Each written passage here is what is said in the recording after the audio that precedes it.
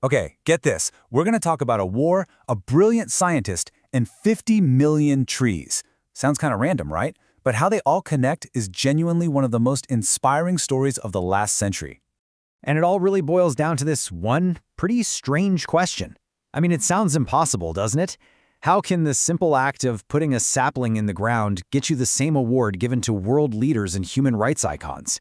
Well, stick around because that's exactly what we're going to unpack. So let's set the stage here, because the core fact of this story is what makes it so mind-blowing. So, picture this. It's 2004, and an environmental activist from Kenya named Wangari Maathai wins the Nobel Peace Prize. And get this, she was the first Black African woman ever to win it. But here's the kicker. She didn't win it for negotiating some big treaty or for stopping a war in its tracks. She won it for her work in conservation. To really understand why, we first have to understand who this incredible woman was. Because her story doesn't start in a forest, you see. It starts in a classroom. I mean, Wangari Maathai's journey was just unbelievable. She was born in a small rural village, but she was this incredibly brilliant and dedicated student. So brilliant, in fact, that she just completely shattered all expectations. She went on to become the very first woman in all of East and Central Africa to earn a PhD. Think about that for a second. A total trailblazer, a top-tier academic. And after all that success, what does she do? She returns home. But the home she came back to, well, it was in serious trouble. She arrived with this world-class education, only to find a world of problems waiting for her, right in her own backyard. And with her trained scientist's eyes, she saw the crisis almost immediately. The green, lush landscape she remembered from her childhood, it was fading away. Streams that her community had relied on forever were literally drying up, turning to dust. And you know what that means, right? Less water and a food supply that's just shrinking. She saw the women, who were really the backbone of the community, having to walk for hours just to find enough firewood for one meal. She realized the environment wasn't just changing, it was dying. And she knew, when the land dies, the people who depend on it suffer right along with it.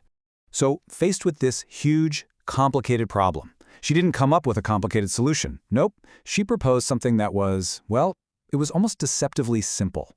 In 1977, she founded the Green Belt movement, and the plan was brilliant.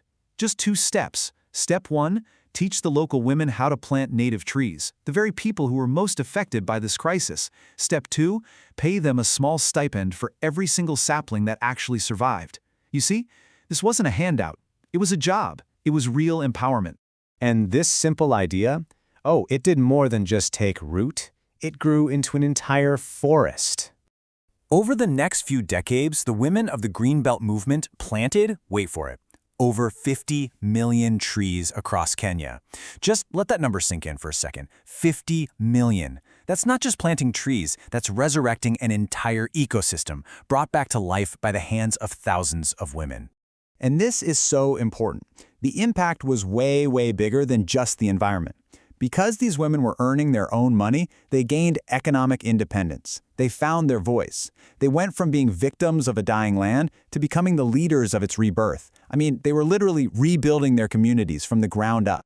Which of course brings us all the way back to the beginning, back to that big, strange question about the Nobel Peace Prize.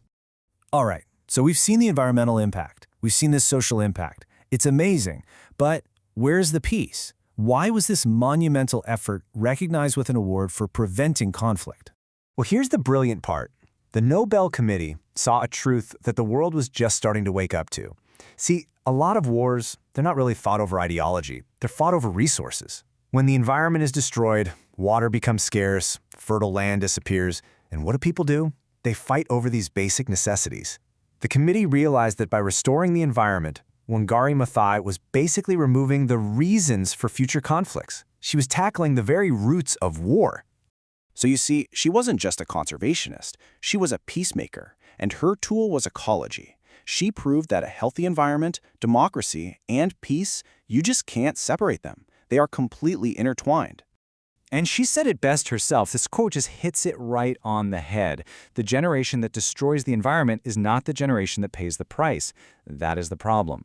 The people causing the damage often don't feel the immediate effects, but that instability, that scarcity, it gets passed down the line, and that's what creates the conflicts of tomorrow. Her work was a direct intervention in that dangerous cycle. And so, that leaves us with a final thought, doesn't it? Wangari Maathai's story shows us that a simple, elegant idea can have absolutely world-changing consequences. It kind of forces us to ask, what are the overlooked roots of conflict in our world today? And where can another simple, powerful idea plant the next 50 million seeds of peace?